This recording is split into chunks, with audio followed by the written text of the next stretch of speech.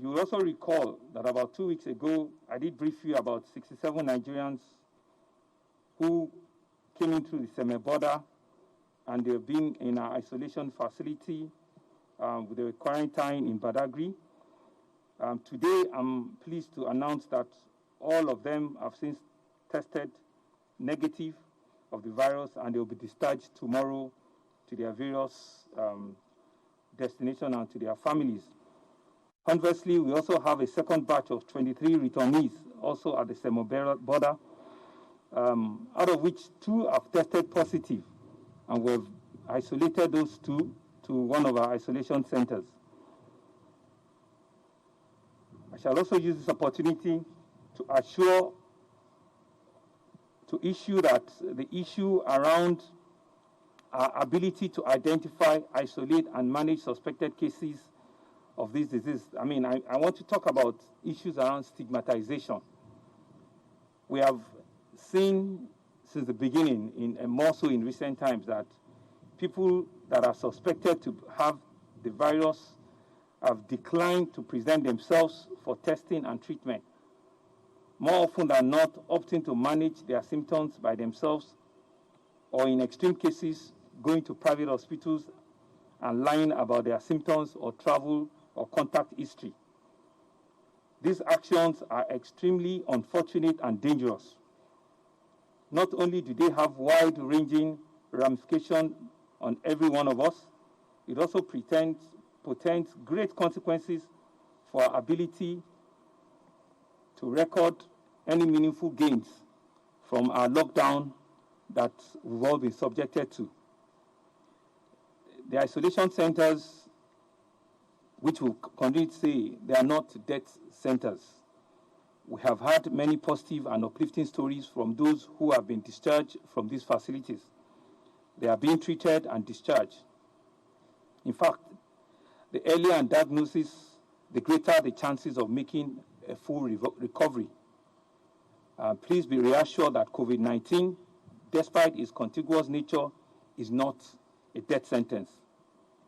In this vein, I therefore employ all those who have tested positive to this disease or are suspected to have contracted this disease not to be afraid of presenting themselves to our isolation facility, to any of our isolation facilities for expert management with a variety of treatment options that are available and that we have seen.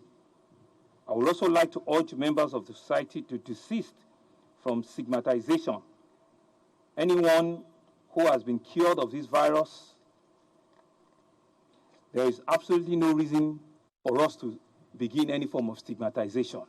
In fact, if anything, they should be the one running away from us because they've gone through the virus and they're out of it.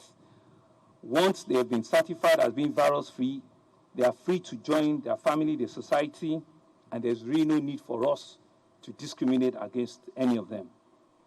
And I'm sure you know that on a positive note, we see regularly about 25 to 30% discharge rate that comes out from our isolation centers. The work to increase our capacity for isolation and treatment is also ongoing. And we're opening 2 isolation centers, the Etiosa Isolation Center at Landmark and the Bagada later this week. We hope that this will wrap up our capacity to slightly under 600 and would have about 30 ICU beds. I should also mention that we're in the process of reviewing application for private hospitals who have expressed interest in being certified as COVID-19 biomedical facility. This process is ongoing and it's being taken up by our pharma, which is the agency of the state government working with the Ministry of Health that has the responsibility to accredit, all the private institutions that have indicated interest. There has also been question about whether we're planning to introduce face mask as a policy. Well, my answer to that is that we think that from next week, when we will have wrapped up production and distribution, we're going to be asking that face mask should compulsorily be worn at public places. This is part of the deliberations that we've had to go through extensively today. And I must say that we have commissioned over 1 million production locally from various tailoring companies and outfits that we have. And we intend to start distributing them in the course of the week. But we also must mention that people must not rush to now go and be buying the medical grade mask. The medical ones are for our medical personnel. And as you can see, myself and my other colleagues, we're not wearing any N90 face mask.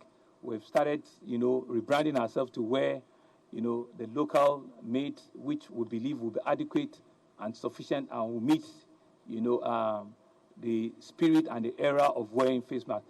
The N19 and all of the medical medical masks are for medical personnel, and it is really to protect them whilst they are doing the very difficult job we have asked them to do for us.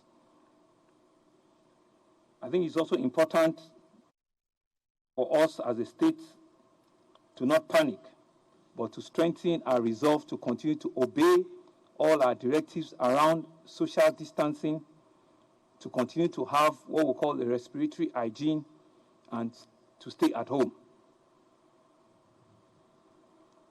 What is expected of us at this time and what we should do, we certainly know it's not an easy sacrifice, but we must continue to employ you and to use the gentlemen of the media to continue to advocate to our people that this pandemic will blow over and that we can continue to guarantee and assure a sizable percentage of our citizens you will get well. It will come in, but you will get well at the end of the day. In the last few weeks, you also remember that we had a few palliative measures that we announced just so that we can have reasons for people not to feel the full brunt of having a total lockdown in our environment. We announced the palliative around ensuring that our medical secondary health facilities and some of our first-class primary health facilities are taking care of pregnant women, are taking care of health issues, and I did mention some of those statistics to you last week. Those numbers have since gone up, and we're indeed happy that people are using and are taking advantage of the facilities that were provided. We will also remember that we mentioned at the last briefing that we're starting our daily food kitchen program, which where we said we intend to feed up to about 100,000 youth. We'll also continue our distribution of food, the dry food relief, to our various communities. And one of the things we said at the last briefing was that we're doing the distribution with different stakeholders that we've identified. In the course of the past few days, we've had huge distribution amongst our various ethnic groups. We've given distribution to our various market associations, market men and women. We've had distribution at our tertiary institutions, religious bodies. We've had distribution with them. We've had distribution with some of our royal fathers and community leaders at their various locations. We're also having distribution with our university students, some of them that are staying in clusters that we know around the state, both the federal and the state universities and higher institutions. We're pushing out relief to all of them. And we also passed on distribution to political parties in their formation. That also is going on. We also did mention that we're working on the data to clean up so that we want to also do a cash transfer to the vulnerable and to the poor amongst us.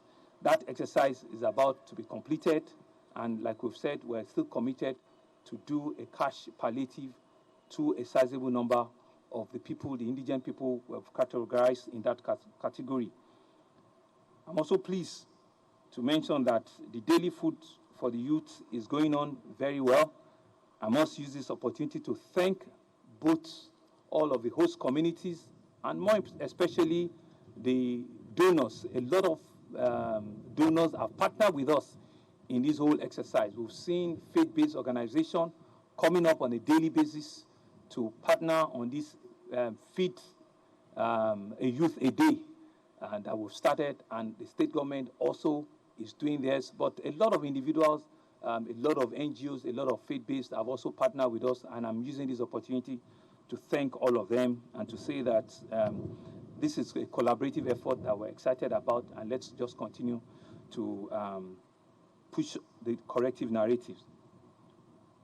On security, you will agree with me that the situation has improved considerably in the last couple of days. And this was just as we promised with all of the security operators that were together last week. I'm in constant touch with all of them on a daily basis, and I can assure you that all hands are on deck, and we're sending strongest possible messages to people that want to foment trouble, hoodlums and bandits that want to seek to take advantage of the challenging times that we find ourselves.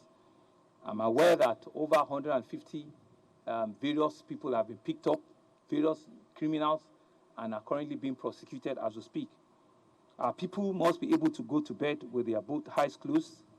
Every law-abiding citizen must continue to enjoy the guarantee of safety in their homes and neighborhood. But as for the criminal elements, there will not be any rest for them. As I said in my last address, there is no room whatsoever in Lagos State for anybody of criminal intention or criminal mind. The patrols and the show of force will continue day and night, and suspects will not only be arrested, they will be charged to court appropriately. I must also thank the DIG Moses Ogunyowo, who the Inspector General of Police had sent to us to help patrol and harmonize our border and our interstates with Ogun State. I think the officer has come with a lot of experience, and they've brought additional special force that we have seen, and I've met with them, and have gone to complement the Lagos State Police Command. I must thank them and thank the Inspector General of Police for this. We'll continue to give all of our military, intelligence service, the Civil Defense Corps, the Lagos Neighborhood Watch, and all other private security agencies all the accolades they deserve, because each and every one of them are working collaboratively amongst themselves. I think it's important to also mention at this point that later in the week, for our Muslim faithfuls, they will be commencing the observance of the annual Ramadan period. I know that we're all eagerly looking forward to it, but my appeal is this: even in our service to Almighty Allah, that let us continue to obey the laws and the guidelines of the land. As we prepare to observe this Ramadan period, we have a responsibility to continue to maintain appropriate level of respiratory hygiene and physical distancing, and observe the restriction on the permissible size at any gathering. We'll be very, very strict with the rules, with the laws, and with all of the directives we've given, and we would expect that everyone would comply. We still insist that any gathering that is beyond 25 is not acceptable, regardless of whatever circumstance we find ourselves.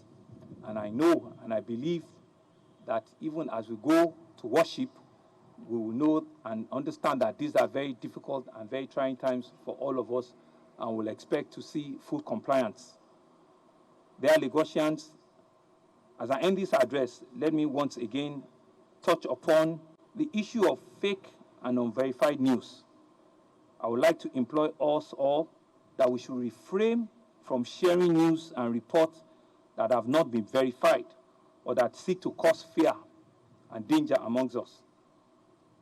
We all have an important role to play for not disseminating or amplifying these fake messages. We must also seek to share information that have been issued by appropriate health authorities. Let me remind us, just as the government has a responsibility to its citizens, we as citizens also have a responsibility to government.